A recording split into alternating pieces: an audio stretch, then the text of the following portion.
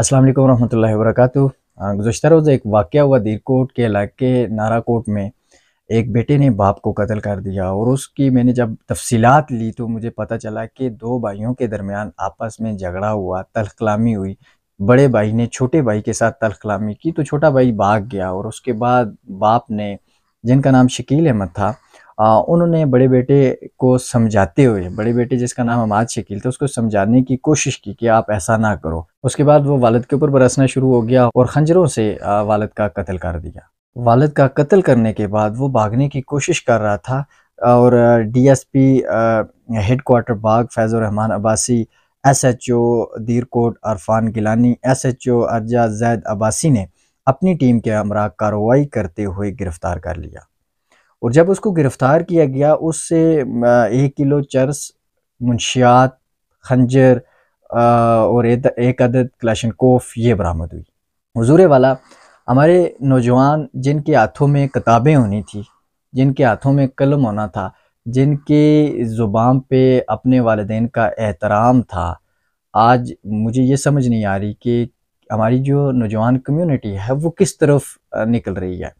यानी कि इस लड़के की उम्र जिसने अपने वालिद का कत्ल किया है, इसकी उम्र 22 साल के करीब तरीन बताई जा रही है। जो सबसे ज़्यादा इंसाफ दरियाफ्त करने में मुझे मिला कि इसकी उम्र के बारे में वो 22 साल थी। एक 22 साला नौजवान जिसके हाथों में उसकी ग्रेजुएशन की किताबें हों, एक 22 साला नौजवान जिसके अंदर इल्म की तलब हो, एक 22 साला नौजवान जिसके हाथों से अपने वालिदैन की खिदमत हो। ये कैसे मुमकिन हो सकता है कि वो अपने ही वालिद को वो कत्ल कर दे। वो वालिद जिसने ना धूप देखा, ना छाँव देखी, बस वो रोज़ी कमा कर अपनी औलाद की जो है परवरिश की। अपना अपना जिस्म उसने नंगा रखा लेकिन अपने औलाद के लिए लिबास का बंदोबस्त किया।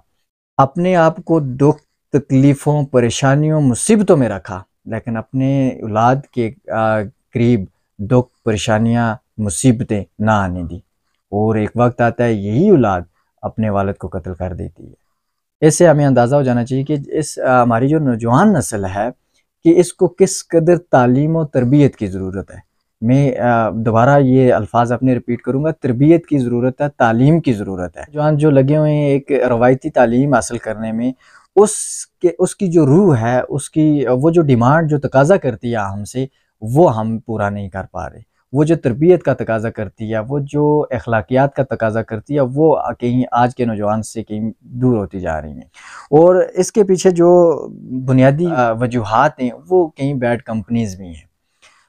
हमारे माशरे को अमाद शकील जैसे नौजवानों की ज़रूरत नहीं है। हमारे माशरे को एक नेक, एक बाकिरदार नौजवान की ज़रूरत है। ऐसा नौजवान जो बाकायदा तौर पर माशरे की इस्लाह, फ़लाह, बहबूद का काम कर सके। एक ऐसा नौजवान जो अपने वालिदैन के लिए राहत, ठंडक, सुकून का ज़रिया, सबब बन सके।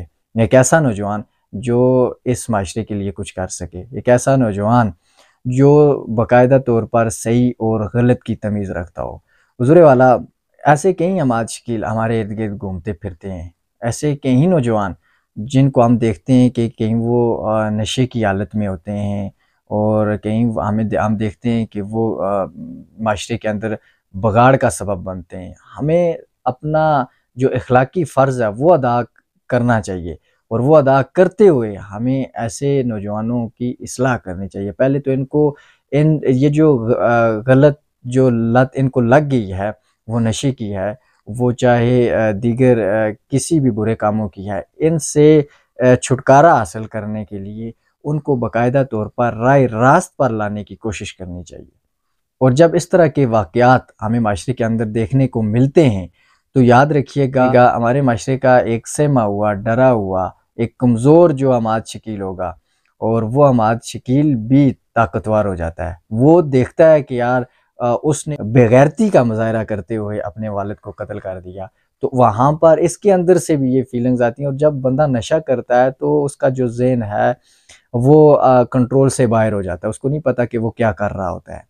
हुज़ूर वाला, मिल के आपने ये कोशिश करनी है, ख़ास तौर पे जो दीरकोट के लोग हैं, जो नाराकोट के जो लोग हैं, जो वहाँ के ख़ास तौर पर जो यूथ है और जो भी वहाँ के रहने वाले सारे हैं, वो इसके बारे में आवाज़ बुलंद करे, ताकि जो भी इस तरह का माइंडसेट लिए हमारा शकील हमारे माशरे में परवरिश पा रहा है, ताकि उसकी जो है हौसला शिकनी हो सके, और ताकि वो अपना जो ट्रैक है, वो जो अपना रास्ता है, वो इसको चेंज कर सके और वो राह रास्त पर आ सके, और ताकि वो अपने वालिदैन के लिए मुसीबत ना बने, बल्कि उनके लिए सुकून का बास बने, इस माशरे के लिए सुकून का बास बने। जहाँ पर माँ की अज़मत लाज़वाल है, वहाँ बाप की शफ़क़त, प्यार, मोहब्बत भी बेमिसाल है। इस चीज़ को आज के नौजवान को समझने की बेहद ज़रूरत है।